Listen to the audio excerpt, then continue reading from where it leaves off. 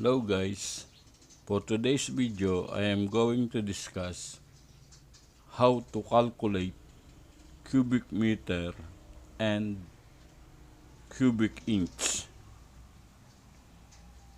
Now, unahin natin ang cylinder.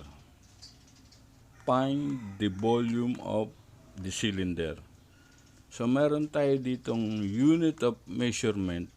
Ang gamit natin ay inches. Okay? At ang pi, kapag gumamit tayo ng cylinder, gagamit din tayo ng pi. At ito ay given. That is 13.14. So meron akong dinrawing dito na isang uri ng cylinder. So para lalo nyong maintindihan, magbibigay ako ng example ng isang uri ng cylinder at ito ay ang lata. Ito ay isang uri ng cylinder. So kukunin natin dito yung diameter, radius at height dito sa lata na isang uri ng cylinder. Ang tawag dito sa ibabaw ay base at ang ilalim nito ay base din. Okay? So kunin natin ang diameter. So, kapag sinabing diameter, kukunin mo yung sukat dito at sukat dito. Dulot-dulo, okay? So, ang sukat nito, dulot-dulo, ay 4 inches. Okay? So, sulat natin, 4 inches ang diameter nito. 4 inches.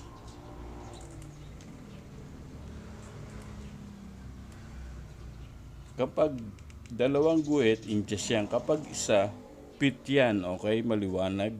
So, inches tayo. Then, kunin naman natin ang radius. Kapag sinabing radius, kalahati lang ang kukunin natin. So, kung 4 ito, magiging 2 inches na lang. Kasi kukunin natin yung radius. Okay? So, kung 4 ang diameter nito, so ang radius nito ay magiging 2 inches na lang, kalahati.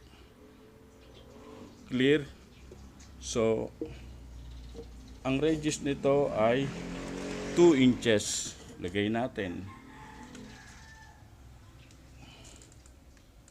2 inches. Clear? So, lagay natin ang radius dito sa example natin na cylinder, 2 inches.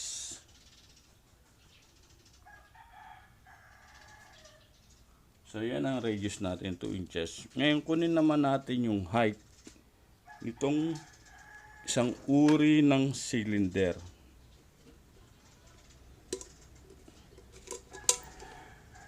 So, ang height nito ay 7 inches.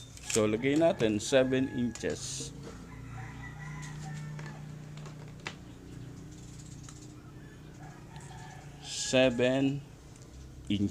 Okay, so lagay natin dito sa ating drawing 7 inches. Height is 7 inches. So, ang radius natin, kalahati, ay 2 inches. Maliwanag. Pagkabuo, diameter. Pagkalahati, radius. Okay? So, ngayon, ang gagawin natin ay i-compute natin ang volume nitong cylinder o nitong lata. Okay? Kung ano ang content nito, ang volume. Okay? Gagamitin natin yung ating pi na given. So, volume is equal to pi R squared height. H height yan. Okay? So, volume is equal to pi. So, ang radius natin ay 2 inches. Eh yun, di ba? Radius. So, open parenthesis, 2 inches. Then, ibaba mo tong squared dito. Close parenthesis. open parenthesis. Ano ang height natin? Ang height natin ay 7 inches. Ito, di ba? 7 inches. Okay? Then, volume is equal to pi. Tapos, ang gagawin natin ay isi-simplify natin itong 2 squared. 2 times 2, that would be 4. So, multiply base twice. 4. That is 4. Okay? Open and close parenthesis.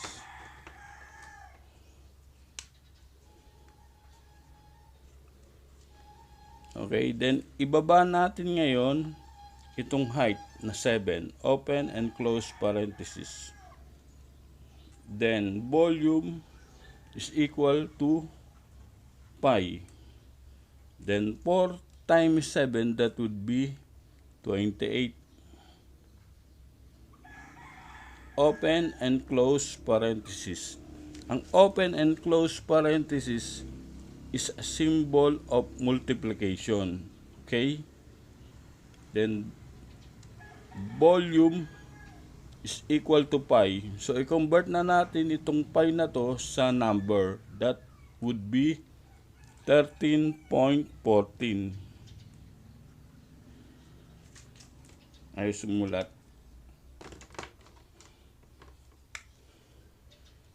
13.14. Clear? Then, ibaba natin itong 28. Open and close parenthesis, 28. Then, i-multiply natin ang 13.14 na pi sa ating nakuhang 28 dito sa 4 times 7. And that would be 367.92.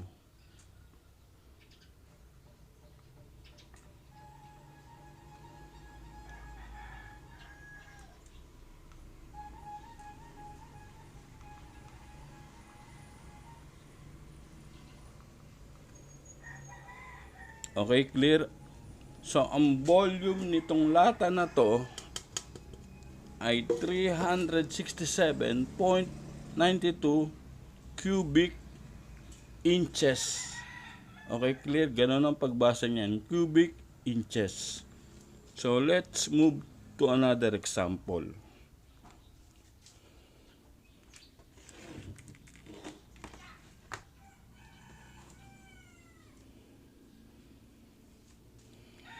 So, kukunin naman natin dito ay meter, okay?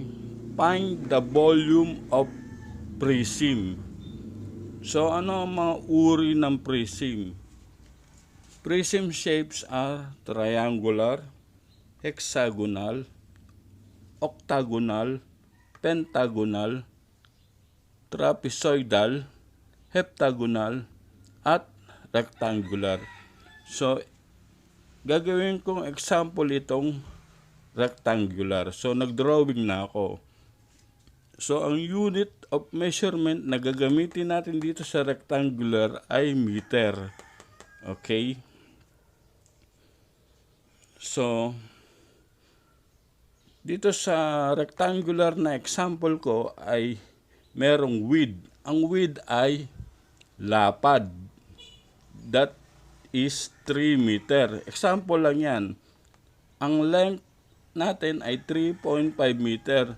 Ang length ay haba. Ang height natin ay 0.80 meter. Yung taas. Pero dito kapag rectangular, kukunin natin yung thickness, yung lapad nito. Ay yung kapal. Yung kapal, kukunin natin yung thickness, yung kapal, okay? Kunin natin yung lapad, kunin natin yung haba, at kunin natin yung kapal, okay? So, volume is equal to width. Ang width natin ay 3 meter.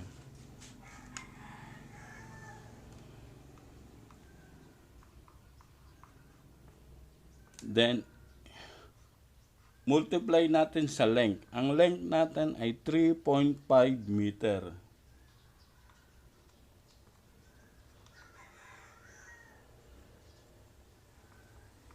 Then, i-multiply natin sa height. At ito nga yung thickness, yung kapal. That would be 0.80 meter. 0.80 meter. Ngayon, i-multiply na natin ang width, length, at height. 3 meter times 3.5 meter times 0.80 meter.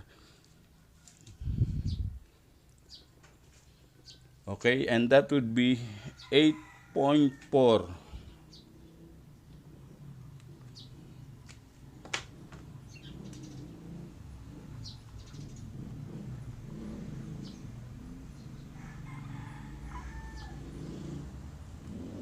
So, ang volume nitong rectangular ay 8.4 cubic meter.